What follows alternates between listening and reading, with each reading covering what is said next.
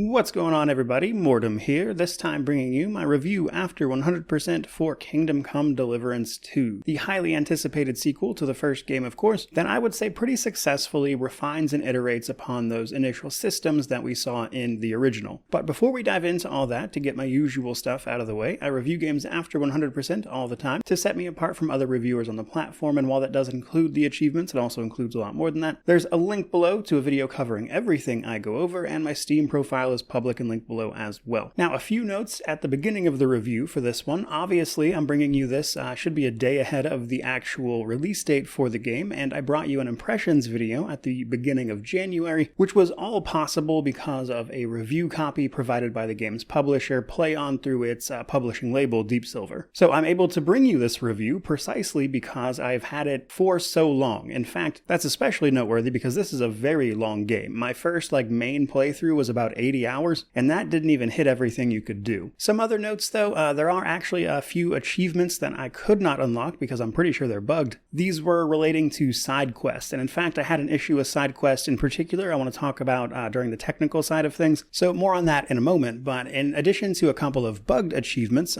in particular Canny Shooter and Remember for me, I also had a few other that were behaving a little strangely. That is to say, they would pop when I don't necessarily think they were supposed to, such as, for example, an achievement called Lights Out where you have to stealth kill an enemy that is actively searching for you, except that one unlocked when I just normally stealth killed an enemy during a stealth mission. So there's a few oddities in there, but I'm hoping the day one patch that should release tomorrow will actually fix these things. I'm pretty sure Warhorse is aware of them, but either way, I've got all the save files. Shouldn't be a huge deal to knock them out once they are fixed. But let's talk a little more specifically about the game. As I mentioned, and should be obvious, a sequel to Kingdom Come Deliverance, which itself set up the grand tale of Henry of Skalitz. Now, before we dive fully into that, do know that while I'm going to try to keep spoilers for the second game here to an absolute minimum while still hitting my talking points, it is basically impossible to talk about this game without spoiling the first one, and that is because it is a direct sequel. This game starts about 2 or so days after the first game ends, so certainly be aware of that as we are moving through. But broadly, I was very much so looking forward to the second game here because I reviewed the first game in its sort of final form at the beginning of 2023, and it is to this day, I believe, one of my top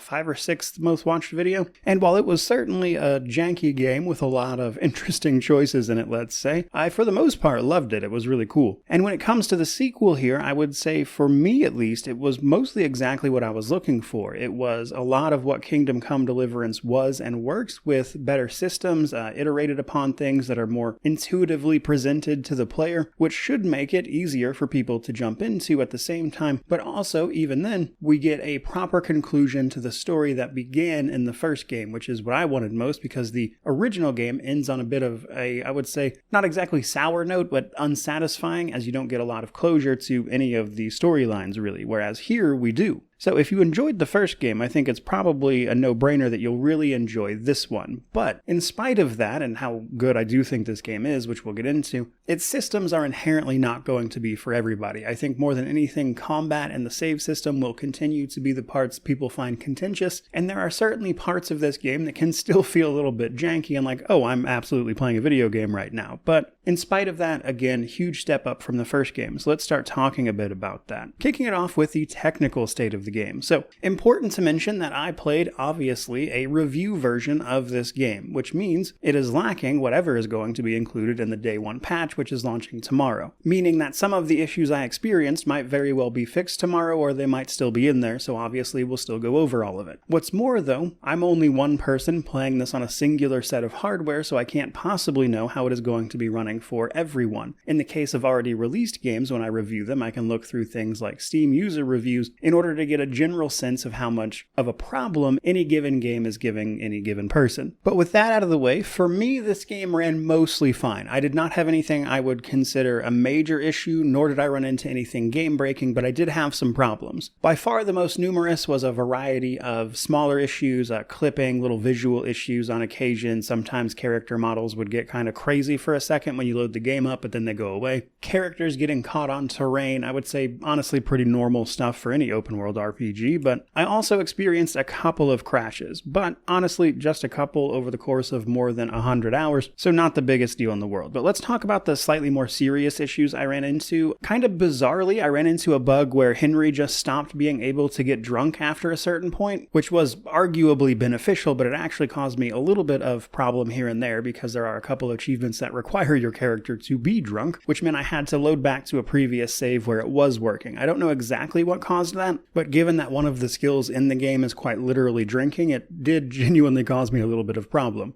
But then perhaps the, I would say, biggest issue I ran into really was that in the late game, there are a handful of, let's say, repeatable side quests that are about doing like mini-game type stuff, like getting into fist fights, or I think there's a shooting contest one you're supposed to be able to repeat, but unfortunately, those didn't seem to be working. In fact, the NPC for them would show a quest marker over their head, but then I couldn't interact with that NPC like at all. Even if I was at one point able to do those quests more than once. At a certain point, they just stopped working and stopped letting me interact with them. And I think that is, at least in part, what caused the issue with some of those achievements that bugged out on me. One of them is for, as an example, completing a marksmanship contest without missing a single target while also winning. And even if you do that during the initial presentation of that side quest, that achievement doesn't work. And then the NPC that starts it says he has another quest for you, but then it just never gives it to you. And that became a running theme with a few of the in-game side quests, but it only seems to be with the, again, sort of repeatable side activities you could do every couple of days. So not exactly the end of the world, but, not great either. So in total, as far as the technical side of things go, when you include things like obviously a pretty robust PC support scheme, a customizable field of view slider like you need with any first-person game, and you've got a game that is mostly pretty good in that department, but could ultimately be a bit better. There's room for improvement to be sure, but it's also a miles better state than the original game released in, which was a bit busted, especially at the beginning, to be sure. So some stuff to keep in mind there. Next up, let's talk difficulty, and then because I didn't really know where else to put it, the save system. So first off, difficulty, really just the one as far as launch goes. The first game had a separate game mode called Hardcore, and at least here at launch, that's not in there. So the difficulty is what it is. Though in general, Henry, as a returning protagonist, is going to start the game in a much better place than we started the original in, which was the state of a useless peasant, basically, whereas here, he's a warrior with experience under his belt. And while some of that gets reset, we do get to retain a good chunk of it, which is going to make this game easier in general, especially for newcomers, than the original probably was. And as a result of that, I would say if you've played and enjoyed the first game, you'll likely thrive here, as if anything, you start in a much better spot, which makes sense given the story, of course. Now, at the same time, that might be difficult for newcomers then, just in general, because the game requires a certain openness to its more obtuse systems, one of which almost certainly has to be its save system. So this was a gripe of mine in the original. It is a returning system from that game that I don't exactly love, but I do think it's a bit easier here, which is basically that in order to create a manual save, you need to either find and sleep in a proper bed that you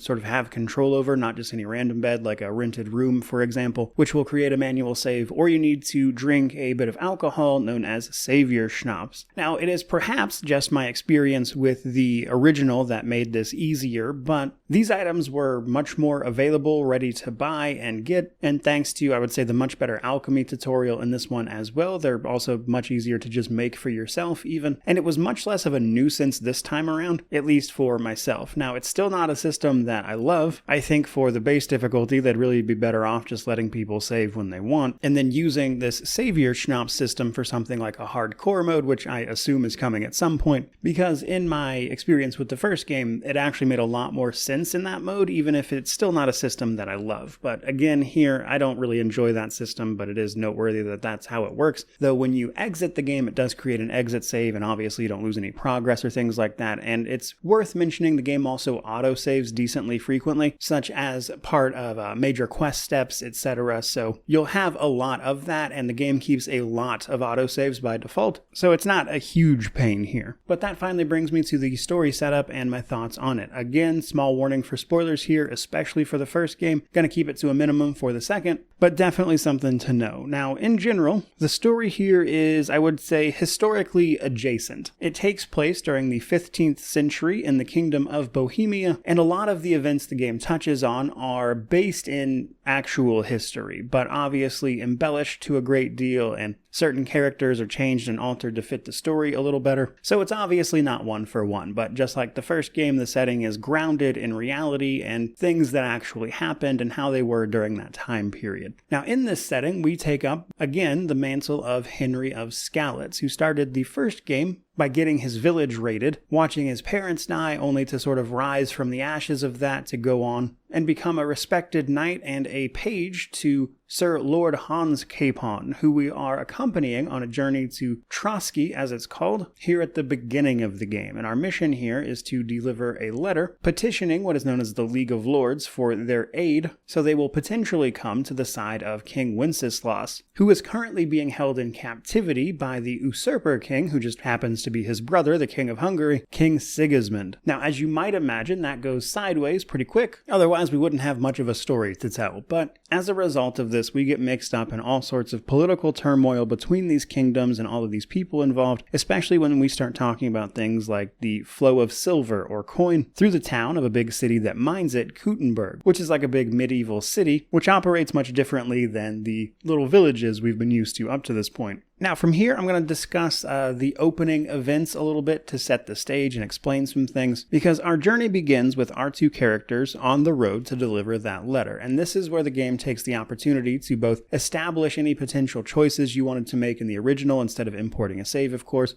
identifying a few stats of yours that you're a little more experienced with, and of course, simply setting the stage for what's to come. Unsurprisingly, that goes wrong pretty quick, and we are ultimately attacked, and Henry himself is injured pretty severely, almost dying in fact, which results in him having to get back into the swing of things in terms of doing stuff like adventuring and just general combat. And this is why our stats are a bit reset. More on that in a moment though. But from there, we spend the rest of the tutorial basically getting back on our feet before heading off to, again, try to deliver this official message, only to be turned away at the gate and mistaken for beggars. We find ourselves in the pillories before having to, of course, start from that position and get all of our things back, basically track down some of the stuff we lost, and ultimately establish ourselves as the noble messengers that we in fact are. And that, from there, takes us on this big, quite long political drama that includes both really exciting stuff, but occasionally some honestly pretty boring stuff as well. For the most part, this game tries to keep you in the action, especially in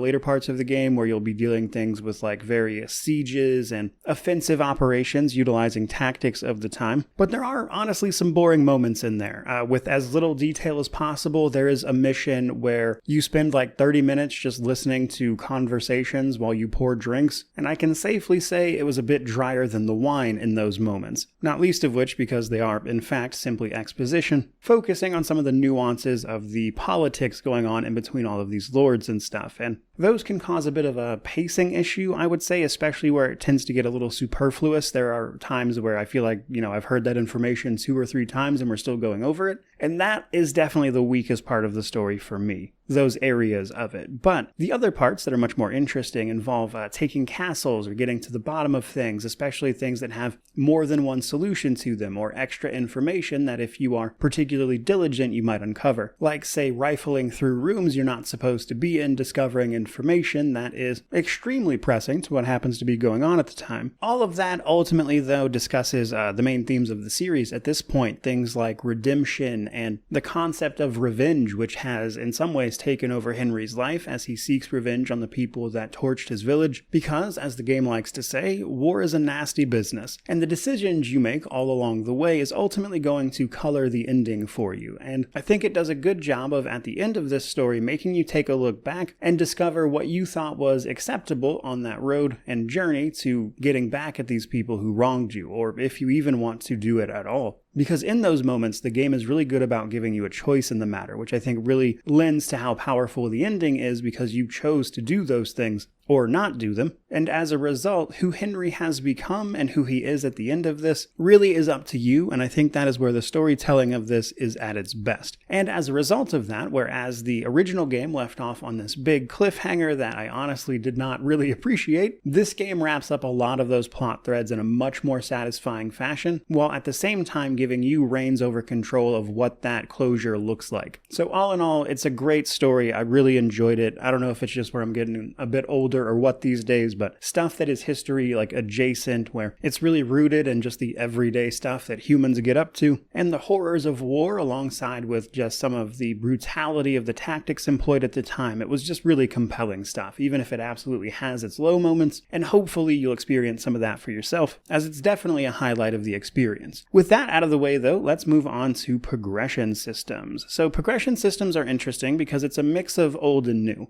That is to say, a lot of this stuff works exactly how it did in Kingdom Come Deliverance, but there are slight variations on it, or they've combined things and added things here and there. As an example, we have pole arms, which I believe were found in the data of the original game, but not implemented outside of a mod. Well, here we actually have pole arms as a usable weapon and its own skill slot, whereas other things were combined. So we no longer have a bow skill, we have a marksman skill, because it also includes a little bit of the late game gun items we can get a hold of, though naturally the incredibly primitive early iterations of guns that were just starting to be adapted at the time. But right away, I do have to once again iterate that our Henry here starts off in a better place than he does the first game. In particular though, what I mean by that is that in the original, any skill that was below like level 5, and they all pretty much started at that in the original, you would take basically a penalty to whatever it was you were trying to do until you got it to 5, and then you started getting better at it from there. So as an example, when you used bows in the first game under level 5,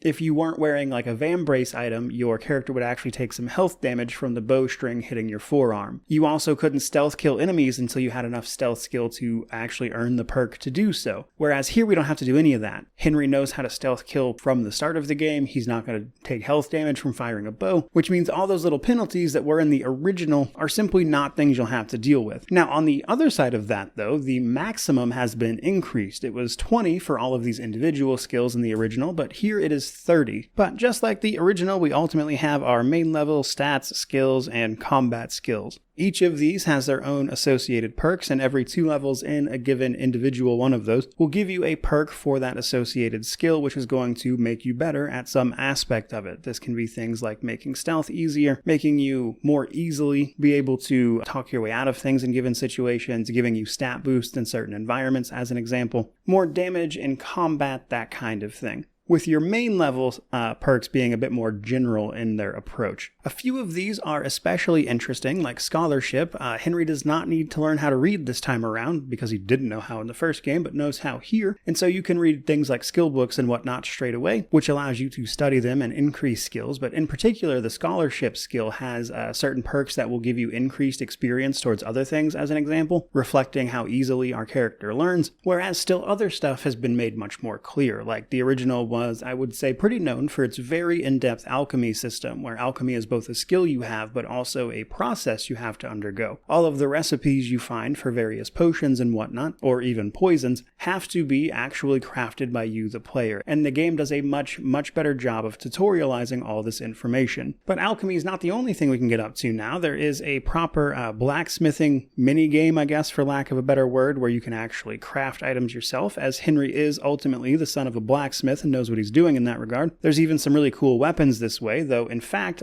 stat-wise, the best stuff you can get comes from a high craftsmanship version of the stuff you can make. So overall, I would describe this as a really cool combination of new and old stuff. A lot of it we've already seen in the previous games, but some of it is new, has new perks, things like that. You can do fun and interesting stuff with him, and I think that was pretty satisfying overall, especially as a progression curve across the game, even starting from a better place than the original. If anything, it might be a little easier on people, but believe it or not, still a little more to talk about, because we also have hidden perks. There are some perks in the game that can only be acquired by performing certain actions. These are not listed in your chart or anything until the moment you actually unlock them. To give an example of the most basic one, once you pick the hardest version of the lock, and the odd lock picking mini game returns, by the way, though admittedly on PC it was never that bad, but once you successfully unlock the hardest version of a lock, you get a perk called Toolmaster, which makes it much easier to pick locks in general, alongside the skill level making it just generally easier as well. So that's a real easy example of one. Now, interestingly, we also see the return of things that were added by the DLC. For example, Mutt is with us, our dog from the first game. He has a skill associated with him called Houndmaster, and he can be very useful in doing things like hunting or fighting enemies, where he can distract them by attacking them, actually dealing damage, maybe even causing them bleeding, which should help you even the odds against greater and greater numbers. And as a sort of side progression, you can also get better and better horses if you want, buying and upgrading them from the various horse dealers, though you can find your original horse if you want. After you are attacked at the beginning of the game, you can track it down just like Mud. But even if you don't, you'll also be given another horse named Herring as part of the story. That's kind of a reddish color, that is to say our horse is Red Herring. And as soon as I had a horse named Red Herring, I naturally had to at least mentally rename Mutt into Plot Device. Though for what it's worth, Red Herring is a great horse, meaning that even if you find a horse with better stats that you might like to purchase, I would recommend not doing that. But from there, let's talk about gear. Gear progression is naturally a big part of this game, and a couple of notes. For starters, we've got a lot of options about the gear we want to wear, specifically because of the game's layered armor system and the overall appearance of your character and how the persuasion system of the game works. So persuasion in this game takes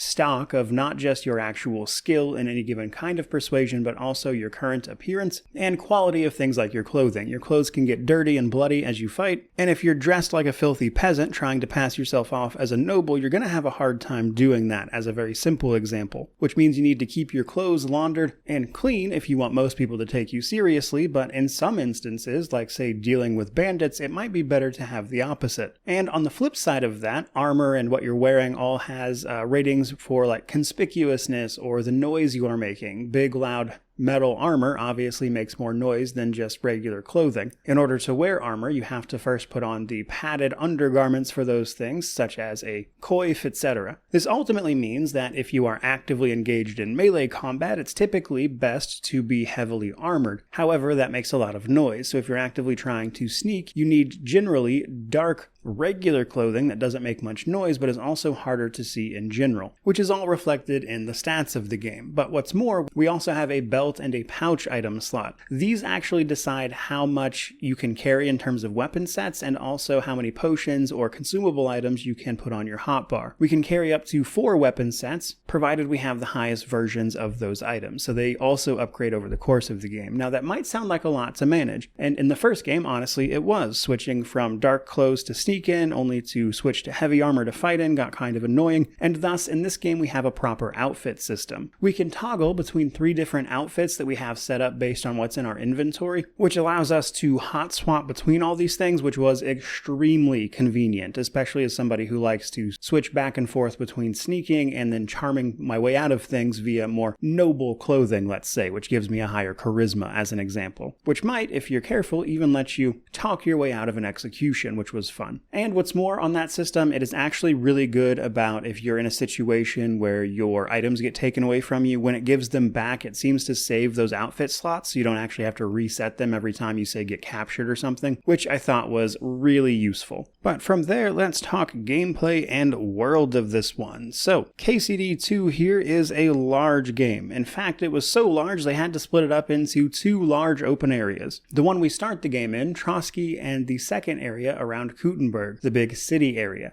Unsurprisingly then, both of these areas feel much different to actually run around and explore. Not least of which because this is a very open-ended, systems-driven game where a lot of your interactions with the world and the environment and everything is driven by those systems that you'll be encountering, such as, crime and punishment, are you stealing and murdering your way through villages and how that affects your reputation in a given area? Have you been caught for past crimes and branded? This will actually keep you from being able to interact with shops for a while, but even after that is over, you still have the scar, which will affect things like your reputation, as an example. Although if you're looking for religious forgiveness here, as is a big theme of the game, you may just go on a pilgrimage to try to ease the burden of your sins. But just to reiterate, the game is really good about setting you up in this world and explaining how all this stuff works in a much more, I would say, player-friendly fashion than the original, starting with that better tutorial, but also allowing you to choose what happened previously in your major choices, and even the stats and things you want to focus on in dialogue dialogue choices at the beginning that give you background on the story if you're new, but also let you customize what happened if you are returning. But I mentioned there are 2 large areas. While there is a point of no return for certain parts of the story, you can actually return to both areas and explore them freely. There's only a couple of side quests that can actually be missed as a result of this, so you're not going to miss any content outside of just not engaging with it at all, unless you just don't want to, I guess. So there's a small fast travel system between these 2 areas where you'll hire a carriage to take you back and forth, but there's also a more general fast travel system that allows you to, of course, travel from village to village, though the exact route it takes will naturally pass time and also perhaps take you a bit longer, as an example, because sometimes the route it takes to certain places is less than ideal, frankly, and along the way you may very well be waylaid along the road through a few different random encounters that might happen, as an example. Though it's probably worth a mention that in doing so, you'll also likely miss all the very detailed environments you can get into. So there's all sorts of stuff to find on the map, situations to get into, little villages or little buildings dotted around, secrets to uncover, just like the original had. The return of their very well implemented forests in this game, which really make exploring through those forests especially interesting returns. So while there is actually a fair bit of convenience in traveling, especially once you get like a proper horse and everything, there's a ton of reasons actually to explore this world, even outside of just, doing things like side quests and whatnot. It's a pretty satisfying experience, especially when you get to somewhere like Kuttenberg, which actually has a decent underground element because it's a big mining area, which means there are mines to explore and things to find in those mines, as an example. The city of Kuttenberg itself is quite large with all sorts of hidden stuff to find, and it feels like a much more urban environment than you might expect from a game like this set in 15th century Bohemia. And combined with the, again, systemic approach to various things, it does a really good job of just pulling you into the time, place, and setting. And once you kind of get a feel for all those systems, running through them feels pretty natural. Though you do need to keep an eye on things like Henry's health, obviously, but also things like his nourishment. You do have to feed Henry, give him the occasional bath, that kind of thing. And the more you play the game, the easier those things get, thanks to both perks and also your just access to various things like the services of a proper bathhouse, one even for free eventually, making it very easy to get all that stuff sorted and squared away. But there are a few other things I wanted to mention in particular. So as I mentioned in the first game, Henry had to learn how to read, and that's kind of referenced at the beginning where it kind of maybe hints that this time we'll be learning Latin instead of just, generally being able to read. That never really happened. It's basically just reading and the scholarship skill, which you'll improve. But now let's talk about a few other systems, such as crime and punishment. So you can very well play Henry as an awful, terrible person who is murdering and pillaging his way through villages as he goes. But this is going to cause you problems, as you might imagine, because for starters, you go around killing shopkeepers and their entire families. Eventually, you might not have a shopkeeper to go to, though the game will try to replace them as it sees fit. But short of murder, you just might find yourself stealing everything that you can, and the game is pretty good about sort of pinning this on you, maybe a little too good at times. Sometimes it's a little too easy to get caught, I think. That is to say, sometimes you commit crimes by accident, but generally speaking, if you go into a place and steal something and someone sees you hanging about, they will eventually check their belongings, and when they notice something missing, they're going to pin it on you because they saw you there. So if you can get in and out and steal things without anyone seeing you at all, you can avoid that, of course. You can also hide bodies of the people you kill, making it less likely for them to be found and thus associated with you. But there are areas that are labeled as private, which are going to get a warning to leave, and then other areas that are restricted, meaning it's a crime to simply be found there at all. And if caught, you can either fight the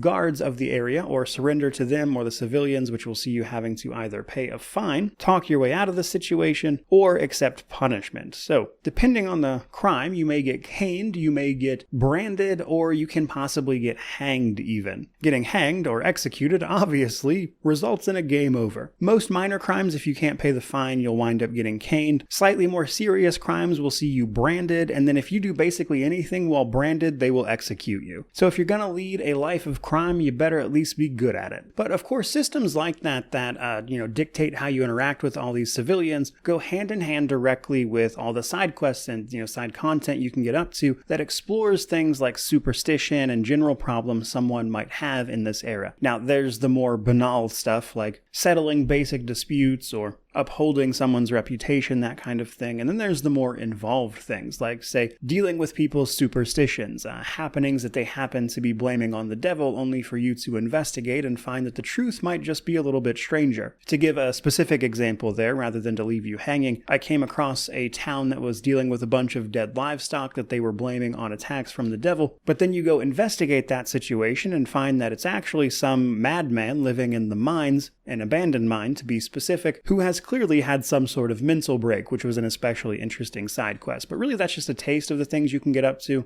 A lot of that stuff was really fun to explore, but just like the main story, some of it is honestly kind of boring. But handling a lot of those side quests and how they interact with the base game's systems is usually, for me at least, where a lot of the fun was. As an example, if you're doing a side quest where you need to find like a specific set of items to give to a character, like say needing to buy a bathhouse wench a dress to get her to give you some information. There's various ways to get that dress. You could just straight up go buy it, or you could pickpocket the shop keys off of that tailor and go rob their entire inventory, ideally without being seen. You could also just murder that shopkeeper, take those keys, and do the same. But almost every situation you're in, no matter how big or small, has multiple choices and outcomes, and you gotta choose whatever works for your character. So sometimes that's the path of least resistance, other times it is the most. And all of that together is, again, honestly just a huge refinement on the already really interesting systems that were in the original game, with a much better execution this time around, which makes it a real delight to play, even in the moments where the game is a little limiting, because if you, say, find the edges of those systems and where to work around them or with them, it makes for some really interesting dynamic moments that are compelling if you're willing to buy in and engage with them. But speaking of a huge system that has to be engaged with, we then have to talk about combat. So combat is, I think, probably going to be the most contentious part of this game for most people, as it certainly wasn't everybody's cup of tea in the original, and while I do, like most things in this game, think they did a much better job of presenting it here, it still has a lot of, ultimately, the core system in there, and to be frank, some of the same problems as a result. So probably the first thing to know right away, however, is that this is an RPG first. There are stats behind everything you're doing in combat. While there are things like combos and things you need to learn right once you get full access to the open world in the base game, you can get a quest to go speak to a combat master to help you relearn things like how to do combos or even the master strikes, which work with specifically long swords and are still very powerful, but are not nearly as common among NPCs, mind you, and things that can be a little bit more skill focused. It still ultimately is going to wind up coming down to your stats. If you, for example, are using a weapon that you are not very good with and you are not in armor, a higher level enemy is probably going to destroy you because you're going to have a very difficult time blocking their attacks, and they're going to be dealing a lot of damage to you. Whereas if you are using a weapon you are very skilled with and are also wearing full armor and have a bunch of stamina, you can likely make mincemeat of 8 to 9 enemies at a time even. But just like the first game, battling more than one person at a time can be a bit of a challenge, especially if they try to get around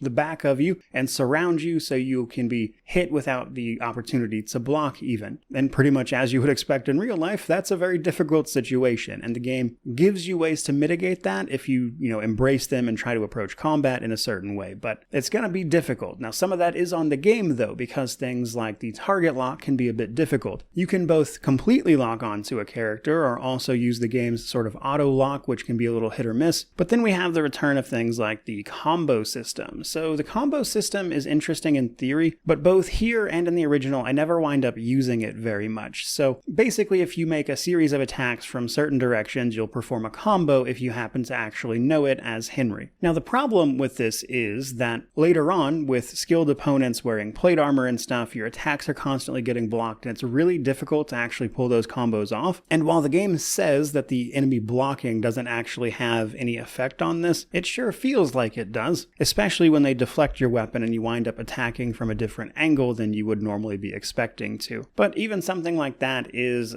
frankly simpler here because they removed some of the points at which you could attack. It's basically 4 directions, top, left, right, or bottom in this case, whereas it used to be like 5 directions you could attack from and then stab in the middle. But when it comes to melee combat, armor is particularly effective because it can prevent you from taking damage at all, provided you have stamina. So as you attack, you use your stamina, but as you get hit, you also use it. In plate armor, if you have stamina, the armor plus your stamina will take the brunt of that hit and you'll be prevented prevented from taking actual health damage, but if you're unarmored, that just goes straight to your health when you get hit, which is a pretty bad time, as you might imagine. But let's talk about the new stuff now. So right away, this game added new polearms, though I will say I was a little disappointed to find out that these work basically like every other melee weapon. It's just a different type of damage you'll deal, and there are some unique perks to go along with it, so it's different kind of, but still honestly feels like pretty much every other melee weapon. Longswords wind up remaining the best melee choice once you master the master strikes, just because of how effective that is at getting past people's blocks, because they are in fact unblockable, though you do have to watch out for some enemies doing it to you in the late game. So ultimately the polearms didn't wind up feeling particularly effective to me. But then we have the guns. Guns are very effective, they're just a little inaccurate. So we get a very early version of guns at a certain point in the story, and later on we can even find a shop that deals in them specifically, and each one of them comes with two different types of ammo, scatter shot or lead shot. By the way, there's an achievement for shooting a rabbit with one of these. Don't waste an hour trying to do it with lead shot like I thought. You actually need to use scatter shot for that one. It literally won't work if you use lead shot. But as you would probably expect, despite coming with a very long reload time, if you hit an enemy with one of these, it's pretty much instant death. At range though, they tend to be hard to aim, which means they can be really effective, and there are times, especially against heavily armored enemies, where they are, if you can reload them, very, very useful. But I wouldn't say every situation calls for them, because just like the original, if you're trying to stick to a specific form of combat, you'll likely struggle, as it usually winds up being a combination of all of these different styles of combat, including stealth. For example, if you are having difficulty taking out an entire bandit camp or something, you may very well just want to come back during the nighttime and kill them all in their sleep, or while they are completely unarmored as they are resting. Even if you don't want to go the stealth route, you can just charge into their camp at night when most of them are going to be wearing less armor in general, making them easier to attack because they'll take more damage from you. And that's to say nothing of using things like alchemy to brew up potions to help you out, or buff you in some way, using mutt or dog to harass enemies and pin them down while you hit them in the back for a few quick strikes, or if you want to get your horse involved, charging into their camp and literally running some of them over. You have options, and I think combat is as fun as you're going to make it, but because of the way melee in particular combat actually works here, it's not going to be everybody's cup of tea, and I imagine it's going to be the make or break point for most people with this one, just like it was with the original, though this game does take some of that in some fun new directions. But that said, let's finally move on to the Steam Deck section. Very happy to report that this game seems to run very well on the Steam Deck, actually. I was a little shocked by that, but it seems to be pretty well optimized for it. It has, if you load it into the Steam Deck, it has its own like graphical presets and stuff. It'll auto set itself too. And while it stuttered a little bit when I fired it up every time, within a couple of minutes it was a very smooth experience. And while because of the low settings, the draw distance is much more pulled back and you can see things pop in earlier, it still ran surprisingly well, even in combat, even in the city areas. I was actually a little surprised at how well it ran on that hardware. I was expecting it to be much worse. But otherwise, all the usual stuff, cloud saves, controller support. So while I think when it comes to rating, which is currently unknown, it may very well wind up being playable just because of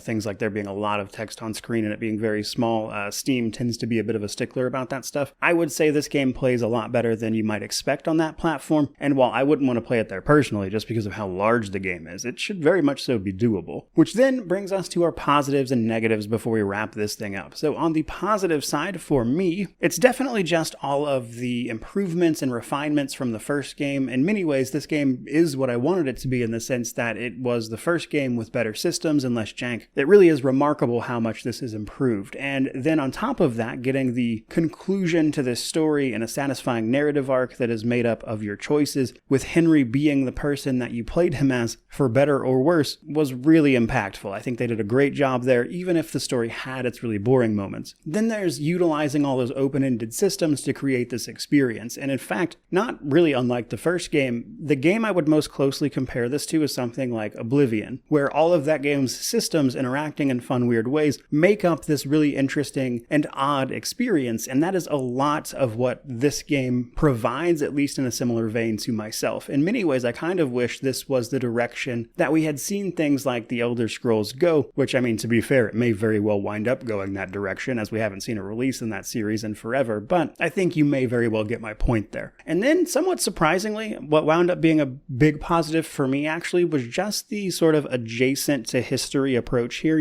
like not fully history embellished, obviously, obviously, but again, maybe it's just where I'm becoming a middle-aged man slowly, but there's something just incredibly fascinating about interacting with a medium that is all about a prominent time in human history and seeing all these tactics and methods they would employ in action as opposed to just in theory on a book page somewhere. That wound up being a very compelling component of this experience for me. Nonetheless, we do still have some negatives. For starters, just the save system. Not really ever going to be fully on board with that. I don't think it's nearly as bad here as it was in the first game, and honestly, it wasn't that bad there if we're being real, but it's just not a system I enjoy. Save it for the hardcore mode as far as I'm concerned. It makes a lot more sense there. Another kind of odd negative is that sometimes I found myself committing crimes without even realizing it, and I've played the first one. I know you gotta carry a torch at night. There are nonetheless moments where I would find myself to have apparently done some sort of crime with no idea what I did or why I was being hassled by the guards all of a sudden. And as you might imagine, that can lead to some occasionally frustrating moments, especially if I was in the middle of something else, and little things like that can pop up and kind of ruin the experience because I was busy with other stuff, and then the game's suddenly saying I committed a crime and I have no idea what I even did. And then the other negative would be the occasional bit of pacing. There are some missions in this game that it would be more fun to watch paint dry, to be frank, and while I do think those moments are ultimately leading somewhere and the story does wind up getting to those places, sometimes it has the potential to be a bit of a slog, which is probably unsurprising in a game this large. There were just definitely times where I was like, you guys have got to wrap this up, but all of that ultimately brings me to my conclusion. So, by and large, I would say Kingdom Come Deliverance 2 is exactly what I wanted it to be, in that it is